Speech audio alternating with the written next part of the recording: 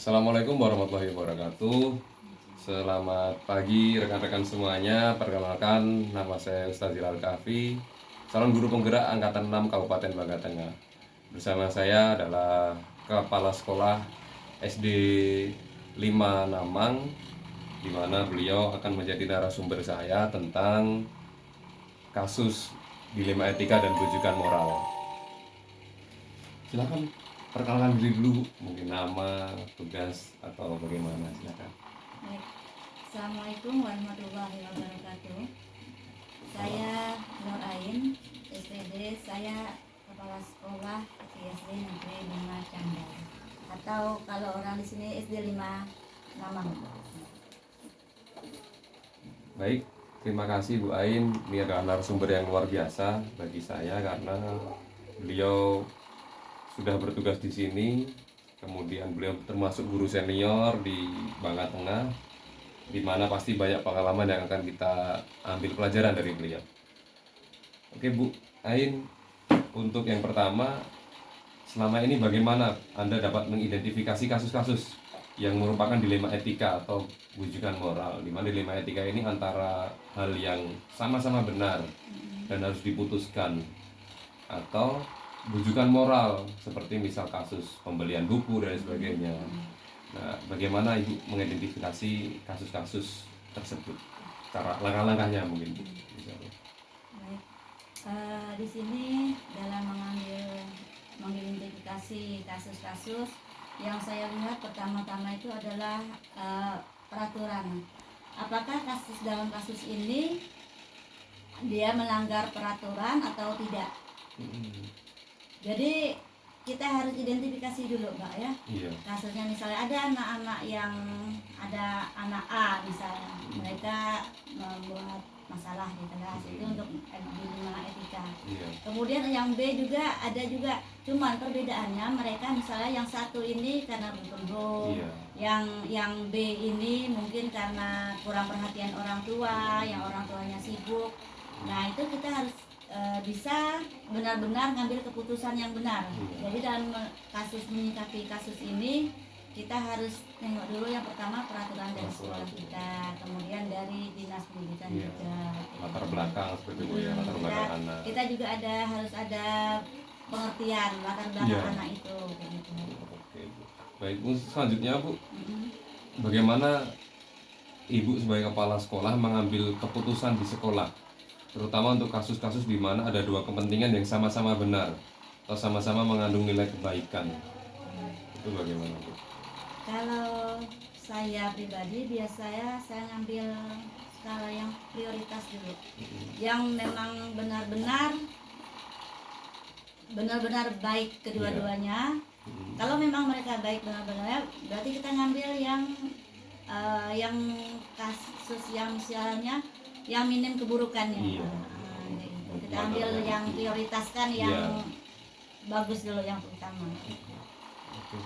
Selanjutnya langkah-langkah atau prosedur seperti apa nih Bu, step-stepnya yang biasa Ibu sebagai kepala sekolah ini lakukan selama ini Bu?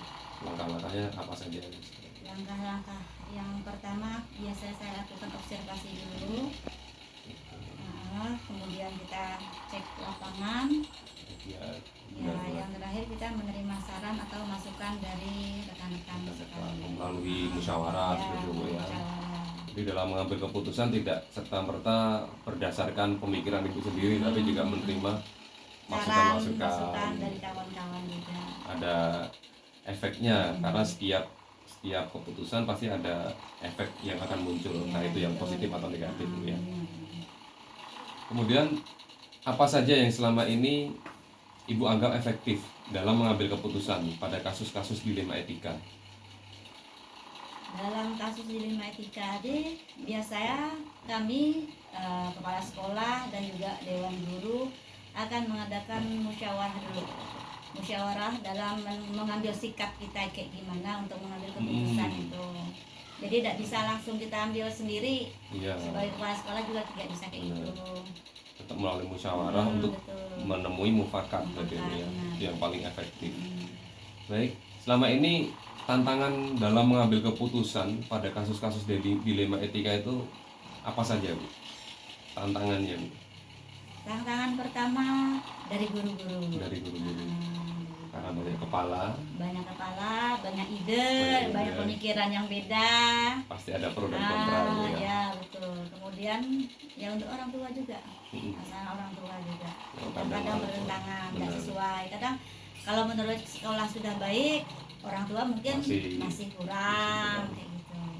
Oke, mantap. Kemudian apakah Ibu memiliki sebuah jadwal dalam menyelesaikan sebuah kasus? Ataukah Ibu langsung menyelesaikan itu di tempat? Atau Ibu mempunyai jadwal, prosedur nih, langsung hari ini atau ada langkah-langkahnya misalnya? Untuk dalam mengambil keputusan itu saya tidak bisa langsung ngambil sendiri langsung hari ini ada masalah, hari ini buat keputusan, tidak. Jadi kita harus ada tahapannya dulu. Ya, yang sesuai dengan peraturan dan adat istiadat setempat. Gitu. Kadang peraturan sudah benar, tetapi kita menyalahi adat di sini misalnya, Bu, ya. Itu yang harus jadi pertimbangan dalam mengambil keputusan.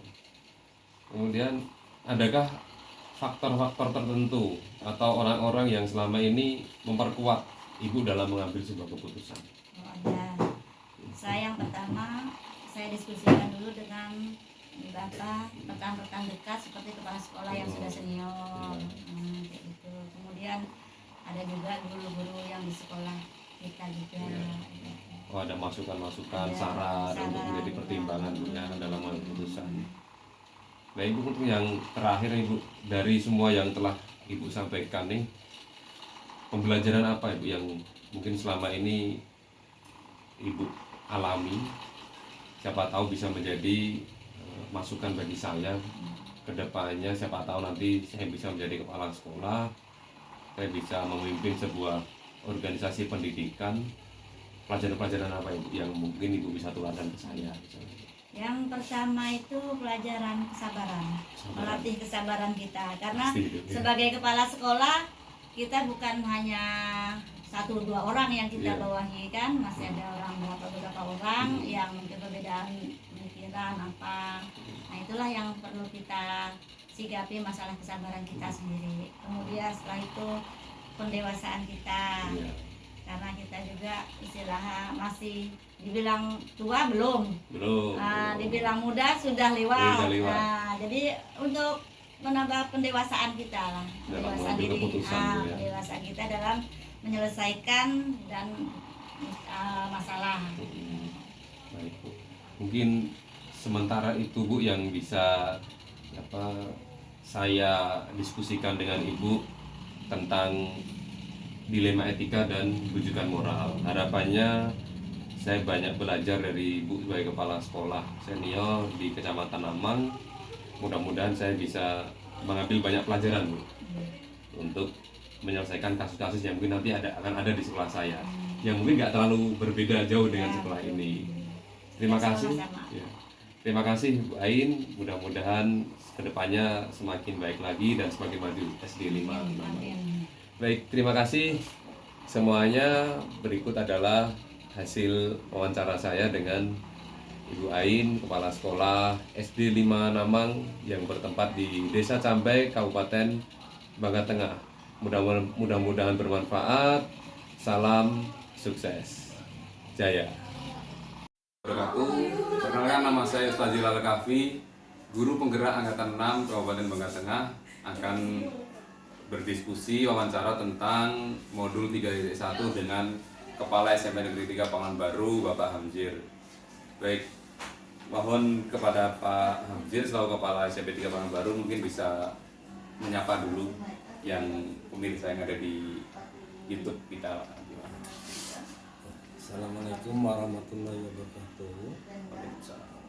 Saya saat ini akan mengadakan wawancara pada salah seorang guru penggerak, yaitu Pak Uzaila Kafi. Dan wawancara ini sebagai syarat ia sebagai guru penggerak. Jadi kita mulai, ya? Siap, Pak. Selama ini Bapak pernah mengalami dilema etika atau rujukan moral. Cara mengidentifikasinya bagaimana, Pak? Kalau ini termasuk dilema atau termasuk rujukan moral seperti itu Pak?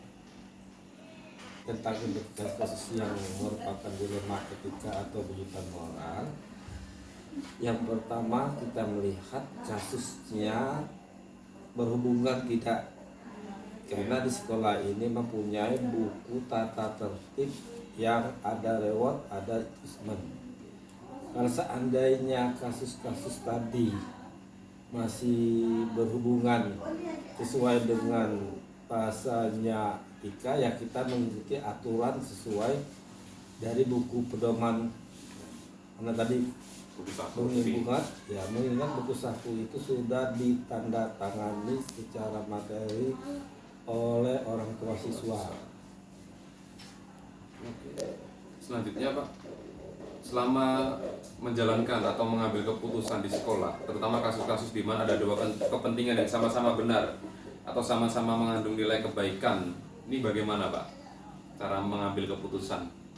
Sama-sama benar, sama-sama baik semua nih, tapi harus diambil keputusan tentang dua kasus tersebut misalnya, bagaimana? Ya, kasus itu kita pelajari, dua kasus yang sama-sama mampu mengandung nilai kebajikan. Seandainya kalau dua-duanya itu menguntungkan dari tidak mempunyai kasus atau tidak mempunyai masalah ke depannya, ya kita sama-sama. Artinya kebajikan tadi tidak kita bertindakan. Akan tetapi kalau seandainya dua kepentingan tadi memang ada salah satunya yang mempunyai kasus bertentangan dengan kebijakan sekolah yang berhubungan berpedoman kepada buku saku, karena itu aturan yang sudah disetujui oleh wali murid, ya kita ambil tindakan sesuai dengan buku aturan yang telah yang disepakati. disepakati dalam buku saku. Baik Pak. Selanjutnya langkah-langkah Pak, step-step yang harus dilakukan yang biasa Pak Hamzir lakukan nih apa saja Pak misalnya Pak? Pertama, kedua seperti itu. Ya, yang pertama kita panggil orang tuanya, kita perhatikan ya bagaimana pertimbangan orang tua yang kita buat sesuai dengan kasus. Kalau orang tuanya memang merasa membantu, ya kita ambil tindakannya dengan kebijakan kepentingan daripada orang tua. Seandainya orang tua memang sudah menyetujui tindakannya kembali kepada orang tua, ya kita lakukan seperti prosedur tersebut. Sesuai prosedur berarti Pak ya. Iya.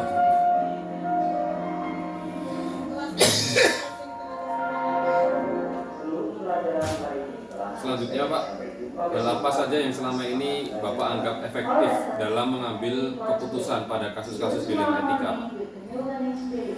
Memang kasus dilema etika ini agak sulit kita ngambil artinya Keputusan yang susah. efektif ya.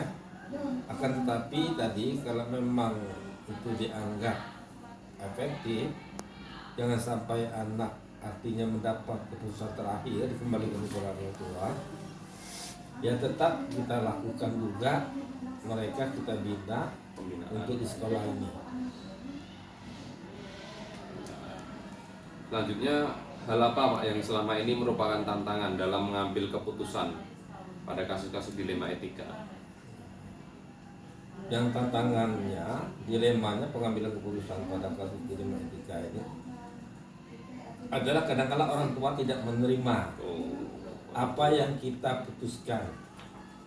Malahan orang tua kadang-kala lepas seluruhnya tangan kepada sekolah. Ya kalau memang tidak lagi mau sekolah Pak, anakku ya dikembalikan. Ya bahasanya terserah, mereka tidak sanggup lagi untuk mengurus anaknya. Baik Pak. Apakah Bapak memiliki sebuah jadwal atau tata kelola tertentu? Apakah langsung diselesaikan di tempat atau punya jadwal? Bentuk prosedur seperti apa yang Bapak jalankan? Biasanya saya ngambil itu, saya mengharapkan dilakukan dulu oleh guru BK-nya. Bagaimana prosedur masalahnya, bagaimana hal yang telah dilanggarnya, ya, baru kita memanggil orang tua dan menyelesaikannya di sekolah, ya, dengan jadwal saya. Biasanya saya beri waktu, ya, tingkat waktu. yang waktu renggang untuk menyelesaikan kasus tersebut. Selanjutnya Pak, adakah seseorang atau faktor-faktor yang selama ini menguatkan Bapak dalam mengambil keputusan, membantu menguatkan keyakinan Bapak dalam mengambil keputusan dalam kasus-kasus dilema etika? Ya, berdasarkan yang pertama tadi Pak, kita mengikuti tentang pedoman buku tata tertib sekolah. Seandainya memang anak ini bisa untuk berubah, ya, Kita bina. kita bina. Ya, kalau memang tidak bisa lagi berubah, apalagi orang tuanya sudah melepaskan, ya hormat terpaksa kasus seperti ini kita kembalikan anak lagi kepada orang tua. Yang terakhir Pak, dari semua yang telah Bapak sampaikan, kira-kira pembelajaran apa nih Pak yang bisa Bapak ambil dalam mengambil keputusan dilema etika? Siapa tahu nanti bisa menjadi pengalaman berharga buat saya ke depannya, mudah-mudahan juga bisa menjadi kepala sekolah, meneruskan perjuangan, jadi berani mengambil keputusan Pak. Pelajaran apa yang bisa Bapak terangkan ke saya? Ya, salah satu pelajarannya kita ambil keputusan yang tepat, berani ambil keputusan. Kadang-kala ini tidak disetujui, tidak sesuai dengan kehendak orang tua. Ya. Kita berani ambil keputusan karena kita punya pedoman tata tertib buku saku siswa. Baik Pak Amjir, terima kasih atas wawancaranya pada siang hari ini. Mudah-mudahan apa yang telah Bapak sampaikan menjadi pelajaran berharga bagi kami, guru-guru penggerak Kabupaten Bangka Tengah, sebagai penerus generasi pemimpin-pemimpin di Bangka Tengah nantinya. Terima kasih. Billahi taufiq wal hidayah. Wassalamualaikum warahmatullahi wabarakatuh.